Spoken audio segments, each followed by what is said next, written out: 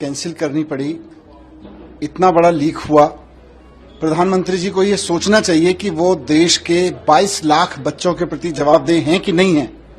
22 लाख बच्चे, उनके परिवार एक परीक्षा की तैयारी करने के लिए किस तरह के जुनून से गुजरता है, किस तरह का ट्रॉमा हुआ होगा हर परिवार में जब उनको ये पता चला कि पेपर लीक हो गया और अब पेपर कैंसिल हो गया।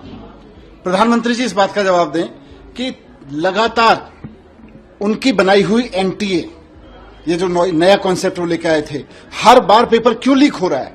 और प्रधानमंत्री जी ये भी बताएं कि जो पिछली बार पेपर लीक हुए थे उनके आरोपी अब जेल से बाहर क्यों हैं। क्या उनको वापस पेपर लीक करवाने के लिए जेल बेल दिलवाई गई है। आप हमारे ऊपर, हम तो कुछ नहीं करते, भ्रष्टाचार नहीं किया हमने, हमें 18-18, 20-20 महीने तक जेल में डलवा के रखते हैं क्योंकि हम विपक्ष की पार्टी हैं।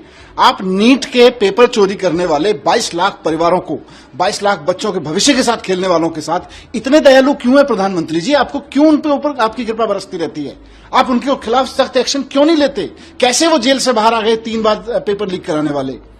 मैं प्रधानमंत्री जी को यह भी कहना चाहता हूं कि ये जो बच्चे हैं ना 22 लाख, ये देश की नौजवान पीढ़ी है, ये देश का जेनजी है। आपने नेपाल में हाल देखा ना जेनजी ने क्या किया है।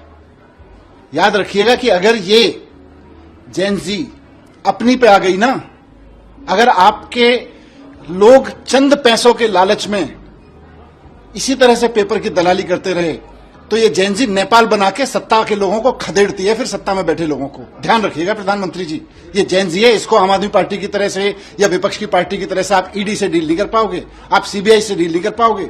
ये जेनजी है, जज्बात से है। अगर आपने इन बच्चों के साथ न्याय नहीं किया तो ये आपको वही हाल करेगी जो नेपाल में जेनजी ने किया।